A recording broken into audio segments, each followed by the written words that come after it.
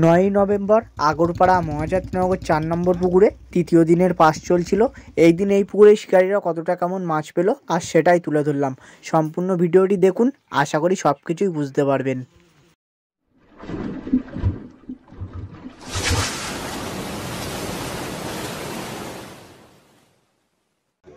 বন্ধুরা, আজ আপনারা যে পুকুরে হাত ছিপের মাছ ধরার ভিডিওটি দেখছেন, এটি আগরপাড়া মহাজাতিনগর 4 নম্বর পুকুর। এই পুকুরটিতে এই দিন 9ই নভেম্বর তৃতীয় দিনের পাস চলছিল। টিকিট মূল্য ছিল 600 টাকা করে। দুটি করে হাত ছিপ এই পুকুরে ফেলা যায়। এই পুকুরে কোনো রকম চার মশলা করা যায় না। পুকুরে কোনো সিদ্ধান্ত নেই। তো 9 তারিখে এই পুকুরে অনেক কজন শিকারী বসেছিল মাছ ধরার জন্য। তারা এই দিন কেমন কি মাছ পেলো আর সেটাই তোমাদের সামনে তুলে ধরলাম। সকলেরই নেটের ভিডিওগুলি আমি তুলে ধরেছি। আর আগেই বলছি, আমি পুকুর পাড়ে যেতে পারিনি। পুকুর মালিক যতটুকু ভিডিও দিয়েছে আর সেটাই তোমাদের সামনে তুলে ধরলাম। আপনারা যারাই যাবেন মাছ ধরতে, আমার কথা শুনে বা ভিডিও দেখে যাবেন না। আপনারা সম্পূর্ণ ভেবেচিন্তে নিজ নিজ দায়িত্বে তারপরেই সিট বুকিং করবেন বা মাছ ধরতে যাবেন।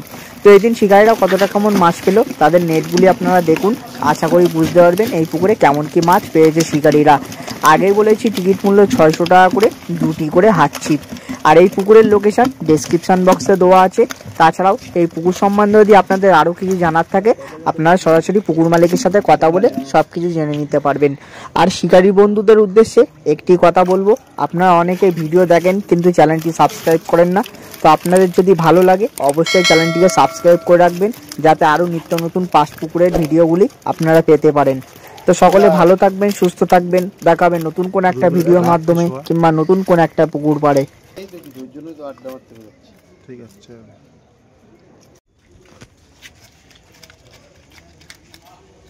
ওই পড়ে যাচ্ছে মাছ, মাছ পড়ে যাচ্ছে ভিতর দিয়ে। কি মাছ পড়লো? ছোট মাছ পড়ে গেছে মনে হয়। বললো কি করে? বললো কি করে?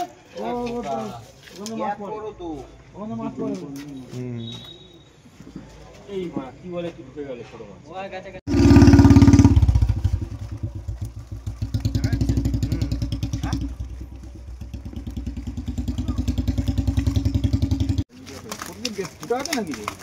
মাছ তো জলদি বেরিয়ে যাচ্ছে। ওই দেখ, অনেক ভালো মাছ বেরিয়েছে। অনেক মাছ বেরিয়েছে, অনেক মাছ বেরিয়ে গেছে। ছোট ছিল নাকি? কেন দিতে না?